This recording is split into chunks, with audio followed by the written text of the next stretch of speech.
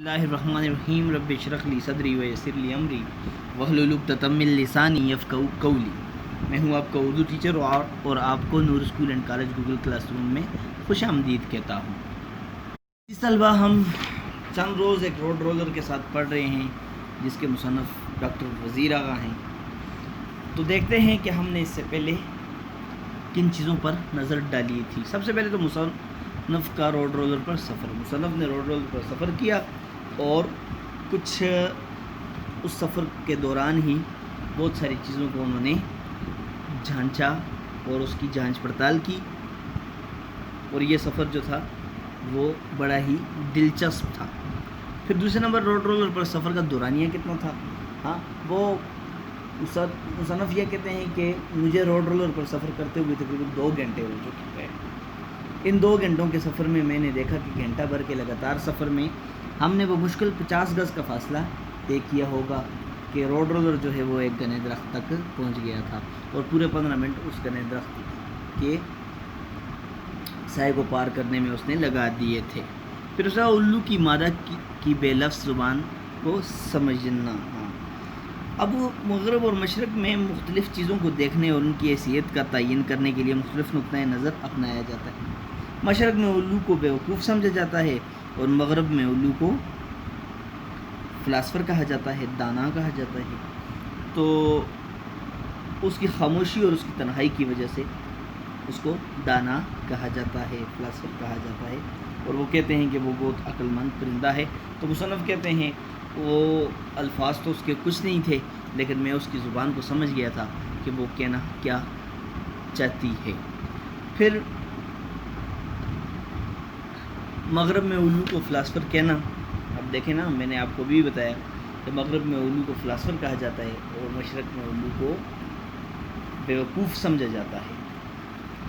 फिर उसके बाद रफ्तारी इंतशार है का मफ़हूम क्या है। तो असल में मुसन्निफ़ जो हैं वो उल्लू की ज़ुबान को समझ गए थे। वो उल्लू की ज़ुबान कह रहे हैं कि वो ये कहना चाहती थी उल्लू की मादा के रफ्तार जो है उसी से इंतशार है, माहौल में उसी की वजह से बिगाड़ है। जैसे कि यानी ज़िंदगी में मुसलसल रफ्तार और तेज़ी से घबराहट और परेशानी जन्म लेती है। देखते हैं इसके बाद मुसन्निफ़ इस इंशाइये में क्या कहते हैं। मैंने ज़िंदगी भर रेल में सफ़र किया या फिर कार में। दोनों सवारियां जब रफ्तार पकड़ती हैं तो हर शे उथल पुथल हो जाती है, उथल पुथल उलट पुलट हो जाती है। हाँ, कहता है कि मैंने सारी ज़िंदगी या तो रेल में सफ़र किया है या कार में। ये दोनों सवारियां जो हैं जब ये स्पीड पकड़ती हैं, रफ्तार पकड़ती हैं, तो हर चीज़ क्या हो जाती है, उलट पुलट हो जाती है। यूँ लगता है जैसे इनकी रफ्तार एक तेज़ चमकती हुई 2 धारी तलवार की तरह हस्त के सीने में उतर गई है। हाँ, तशबीह देते हैं, ऐसे लगता है जैसे इनकी रफ्तार जो है वो चमकती हुई 2 धारी तलवार की तरह ज़िंदगी के सीने में उतर गई है। किसी ने ज़िंदगी के वजूद के सीने में वो तलवार मार दी है और ठहरी हुई अशिया ज़ख्मी होकर तड़पने लगी हैं। तो जो ठहरी हुई अशिया हैं, बेजान हैं, वो ज़ख्मी होकर क्या हो रही हैं, तड़प रही हैं। मगर मैंने नेर पुल या कार में सफ़र करते हुए हमेशा ये महसूस किया कि रेल या कार तो आगे को हरकत करती है, जबकि वो अशिया जिन्हें ये ठोकर लगाकर कच्ची नींद से बेदार करती हैं, एक अमले माकूस का मुज़ाहरा करती हुई पीछे की तरफ उठ भागती हैं। अमले माकूस उलट अमल, पीछे की तरफ आना। आपने देखा होगा जब आप गाड़ी में सफ़र करते हैं तो दरख्त, पहाड़, पौधे या मुख्तलिफ़ चीज़ें जो आपको नज़र आती हैं, ऐसा लगता है कि गाड़ी आगे नहीं जा रही बल्कि वो चीज़ें क्या कर रही हैं, पीछे की तरफ दौड़ रही हैं। तो वो यही कहता है कि मैंने जब भी कार में सफ़र किया, हाँ,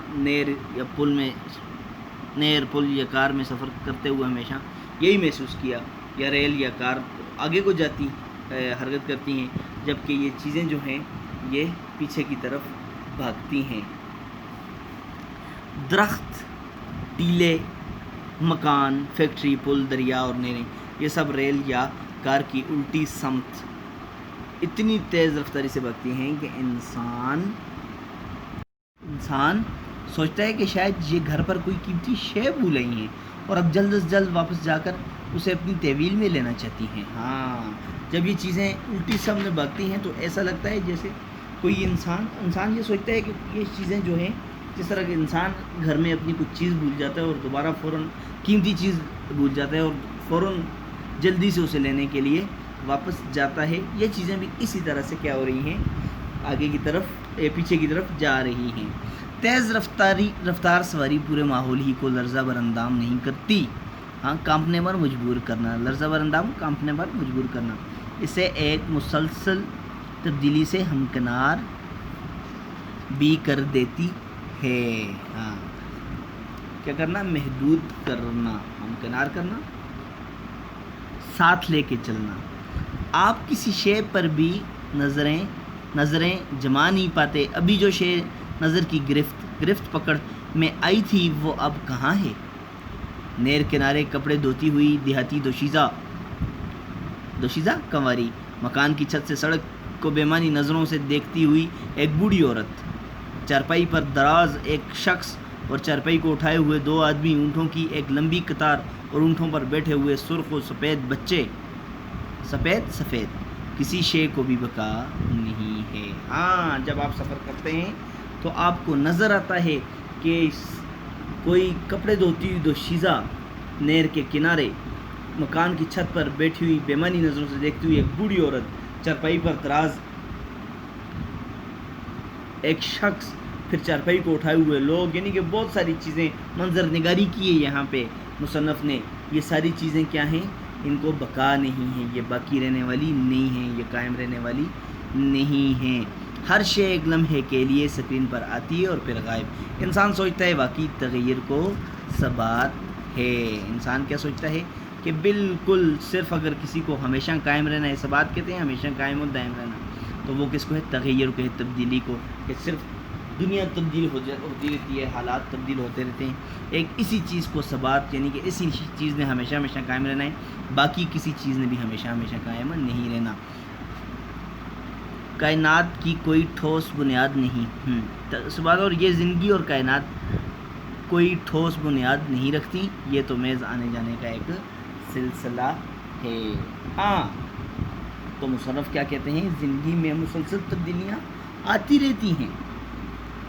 آپ نے جو خط کشیدہ گئے الفاظ ہیں، کیے گئے الفاظ ہیں، ان کے معنی لکھنے ہیں اور ساتھ میں جس طرح تلفظ کی ادائیگی کر رہا ہوں اس پہ بھی غور کرنا ہے کہ لفظ کس طرح ادا کرنے ہیں. تو مصنف کہتے ہیں کہ زندگی میں مسلسل تبدیلیاں آتی رہتی ہیں، آپ کسی شے پر نظریں جما نہیں پاتے.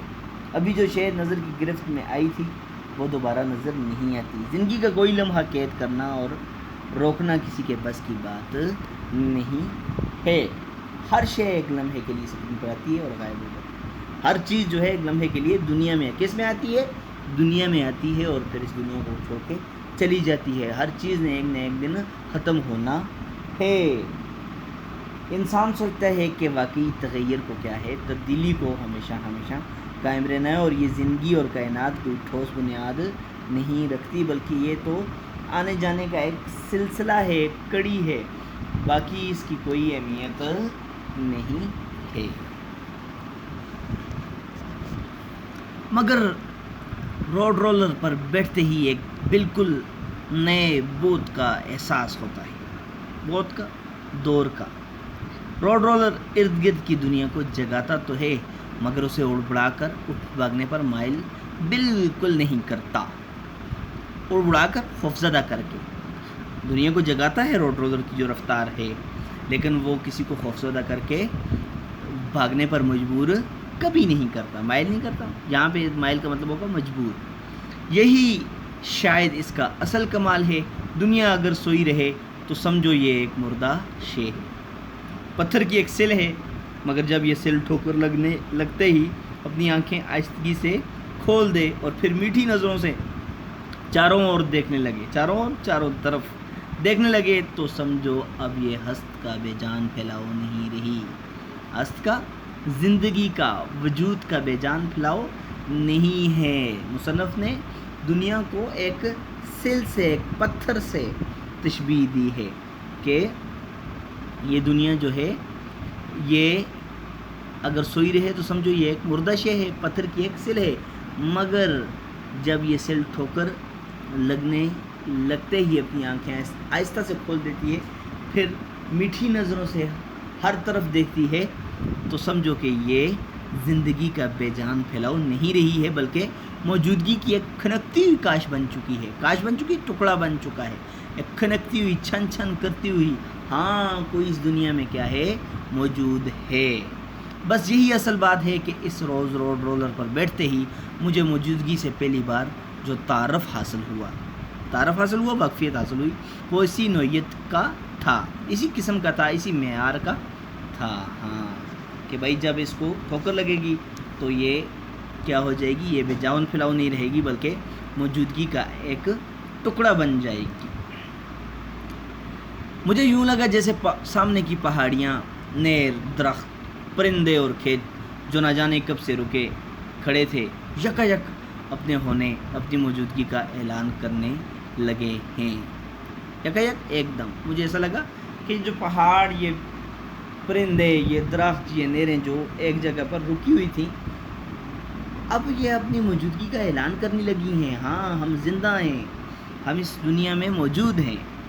آج سے پہلے میں اکثر سوچتا کہ اگر رفتار کم سے کم کی جا سکے تو ہست کے لباس کی بونت میں جگہ جگہ سوراخ اور جھریاں نمودار ہو جائیں گی۔ آج تک تو وہ یہی کہہ رہا ہے کہ اگر میں کہہ رہا تھا زندگی اگر بہت آہستہ سے گزار دی جائے تو اس کا جو لباس ہے، اس کی بنت بناوٹ میں جگہ جگہ سوراخ ہو جائیں گے، اور اس میں جھریاں یعنی کہ وہ سلوٹیں، شکنیں، لائنیں نمودار ہو جائیں گی، ظاہر ہو جائیں گی، جن میں سے ابدیت کی روشنی چھن چھن کر نکلنے لگے گی، ہاں، ہمیشہ قائم رہنے کی روشنی جو ہے چھن جائے گی، اس سے نکلنے لگے گی، زبردستی نکلنے لگے گی، اور میں اس نور میں پوری طرح بھیگ جاؤں گا۔ اب یہ جو بات کی ہے مصنف نے، اس کو آگے وہ اس میں بتا رہے ہیں اعلان میں کہ کیا بات کر رہے ہیں وہ۔ مراقبہ یا سمادھی، مراقبہ کہتے ہیں غور و فکر کرنا، سر جھکا کے غور و فکر کرنا، یکسوئی، سمادھی یکسوئی، یوگا۔ مراقبے یا سمادھی میں ڈوب جانے والے اپنی رفتار کو کم سے کم سطح پر لا کر شاید اسی سبحانیت کیفیت سے متعارف ہونے کے متمنی ہیں، خواہش مند ہیں۔ کیا کہہ رہے ہیں کہ وہ مصنف جو ہیں وہ مراقبے یعنی کہ غور و فکر کی اور یکسوئی میں ڈوب جانے والی اپنی رفتار کو کم سے کم سطح پر لا کر شاید ایسی ہی ایک سبحانی کیفیت کے خواہش مند ہیں جو ان کو روڈ رولر پر محسوس ہوئی، مگر آج مجھے یوں لگا ہے جیسے موجودگی ہست کے رکے ہوئے بے جان وجود کا نام نہیں ہے، موجودگی ہست کے وجود کے رکے ہوئے بے جان وجود کا نام نہیں ہے، جسم کا نام نہیں ہے، اور نہ یہ ہست کے مرکز پر چڑھا ہوا ریشم کا معین غلاف ہے، باریک غلاف ہے، بلکہ بجائے خود ایک پوری طرح گھندی ہوئی، مضبوط، ایک بھرپور شے ہے جس کی ایک اپنی شخصیت، اپنا کردار، اپنی رفتار ہے۔ یعنی کہ وجود، زندگی جو ہے وہ ہست کے رکے ہوئے وجود کا جسم کا نام نہیں ہے، یعنی کہ مسلسل حرکت کا نام کیا ہے، زندگی ہے، جس کا اپنا کردار ہے، اپنی شخصیت ہے اور اپنی رفتار ہے۔ مجھے روڈ رولر پر سفر کرتے ہوئے اب تقریباً 2 گھنٹے ہو چکے تھے۔ میں نے ڈرائیور سے کہا کہ بابا جی اب مجھے اتار دیں، میں واپس گھر جانا چاہتا ہوں۔ ڈرائیور نے کہا کوئی بات نہیں، میں روڈ رولر پر آپ کو گھر چھوڑ آتا ہوں، مگر میں نے کہا شکریہ، مجھے ذرا جلدی گھر پہنچنا ہے۔ ذرا مزاح پیدا کیے یہاں پہ، ہاں، کیونکہ روڈ رولر کی سپیڈ بہت کم تھی، انہوں نے کہا نہیں مجھے ذرا جلدی گھر پہنچنا ہے۔ سو میں روڈ رولر سے اتر کر تیز تیز قدموں سے گھر کی طرف روانہ ہو گیا، مگر اب میں ایک اور ہی شخص تھا۔ اب میرے لیے روڈ رولر ہست کا وجود کا ایک انگ نہیں تھا، بلکہ بجائے خود ایک خود مختار آزاد، سدا بہار، سرسبز و شاداب، دھڑکتی اور سانس لیتی ہوئی موجودگی کا مظہر تھا۔ ہاں، روڈ رولر خود بھی ایک بے جان چیز نہیں تھا میرے لیے، بلکہ وہ کیا تھا، وہ وجود کا، وہ کائنات کا ایک حصہ نہیں تھا، وہ ایک جوڑ نہیں تھا، ایک بند نہیں تھا، بلکہ وہ خود ایک آزاد اور سرسبز و شاداب اور سانس لیتی ہوئی موجودگی کا کی کا ظاہر ہونے کی علامت تھی، مظہر تھا علامت تھی، ظاہر ہونے کی جگہ کو بھی مظہر کہتے ہیں۔ تب میں سوچنے لگا کہ ہر خواہش کے اندر ایک خلا ہوتا ہے۔ خواہش کے اندر کیا ہوتا ہے کہ جو انسان کے دل میں خواہشیں اٹھتی ہیں ان کے اندر ایک خلا ہوتا ہے، ایک سپیس ہوتا ہے، ایک خالی جگہ ہوتی ہے۔ ناصر کاظمی کہا تھا روز توڑ پھوڑ کرتی ہیں خواہشیں دل میں، تنگ ان مکینوں سے مکان کیوں نہ ہو، جسے وہ باہر کے وجود سے بھر لینا چاہتی ہے، اور جب اسے بھر لیتی ہے تو اس کا سانس رک جاتا ہے۔ جب وہ خواہش سے بھر جاتی ہے خلا، تو پھر کیا ہو جاتی ہے، پھر سانس رک جاتا ہے، وہ مر جاتی ہے۔ کیا چیز؟ خواہش۔ جب خواہش پوری ہو جاتی ہے تو وہ ختم ہو جاتی ہے۔ مگر روڈ رولر تو اندر سے خالی نہیں ہے، یہ تو ایک گٹھا ہوا مضبوط، ٹھوس، سخت، ہر اعتبار سے ایک بھرپور وجود ہے، ایک مکمل جسم ہے۔ پھر اسے باہر کی کسی شے کی بھلا کیا ضرورت ہے؟ یہ ایک عجیب سا احساس تھا، اور پھر یکا یک میرے سینے کا خلا غبارے کی طرح پھول کر ایک ہمکتی بے چین کرنے والی ہوئی خواہش میں تبدیل ہو گیا، اور میں سوچنے لگا کہ کاش میں بھی ایک روڈ رولر ہوتا، کہ نہ تو روڈ رولر کی کوئی خواہش ہے اور نہ ہی پریشانیاں ہیں۔ تو کہتا ہے ایک بے چین کرنے والی خواہش میرے اندر پیدا ہوتی ہے، میں بھی سوچتا ہوں کہ میں ایک روڈ رولر ہوتا، نہ میرے اندر خواہشات ہوتی اور نہ ہی یہ خواہشات ہی تمام پریشانیوں کی جڑ ہے، اور نہ ہی اتنے زیادہ مسائل زندگی میں پیدا ہوتے۔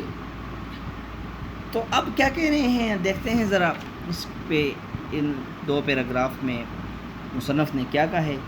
مصنف نے موجودگی کے احساس کے بارے میں بات کی ہے۔ روڈ رولر پر بیٹھتے ہی بہت ساری چیزوں کی موجودگی کا احساس ہو جاتا ہے۔ وہ کہتے ہیں کیا ہو جاتا ہے؟ روڈ رولر پر بیٹھتے ہوئے بہت ساری چیزوں کی موجودگی کا احساس ہو جاتا ہے، جنہیں عام زندگی میں نظر انداز کیا جاتا ہے، جن کے بارے میں ہم سوچتے نہیں ہیں، ان کو نظر انداز کرتے ہیں، اگنور کرتے ہیں۔ جیسے سامنے کی پہاڑیوں کا ذکر کیا انہوں نے، درخت، پرندے و کھیت جو نہ جانے کب سے رکے کھڑے تھے، ساری چیزیں رکی ہوئی تھیں، یکا یک اچانک اپنے ہونے، اپنی موجودگی کا احساس دلانے لگے۔ کیسے؟ روڈ رولر پر چلتے ہوئے مصنف کہتے ہیں کہ یہ ساری چیزیں، ساری کائنات اپنے ہونے کا احساس دلانے لگی تھی۔ مصنف نے انشائیہ کا پورا حق ادا کرتے ہوئے اپنے داخلی تاثرات، جو اس کے اندر تاثرات اٹھتے ہیں، ان کو بڑی خوبصورتی سے خارجی دنیا سے جوڑ دیا ہے، باہر کی دنیا سے۔ جس طرح کھیت کی بات کی، درخت کی بات کی، پرندوں کی بات کی، انہوں نے اپنی داخلی، اپنی خواہشات کو ان سے جوڑا ہے، اپنی ذاتی سوچ کو کائنات تک پھیلا دیا ہے، اور مختصر یہ کہ اس انشائیے میں داخلی اور خارجی پہلوؤں کا ایک بھرپور سنگم آپ کو نظر آتا ہے۔ یعنی کہ مصنف کے اندر جو خواہش پیدا ہوتی ہے اس کو انہوں نے باہر کی چیزوں سے کیا کیا ہے، تعبیر کیا ہے، جوڑا ہے، تشبیہ دی ہے۔ یہ ان کا انشائیہ تھا، یعنی کہ اصل میں ان کو بات چاہیے کہ ایک تو رفتار ہی انتشار ہے، اور دوسرا تغیر کو ثبات ہے، ایک تبدیلی نے جو ہے وہ ہمیشہ رہنا ہے۔ دنیا بدلتی رہے گی، باقی ہر شے فنا ہونے والی ہے، ختم ہونے والی ہے، اس نے ایک نہ ایک دن مٹ جانا ہے۔ آج ہم ذرا جو سبق ہم نے پڑھا اس کے اہم نکات پہ نظر ڈالتے ہیں۔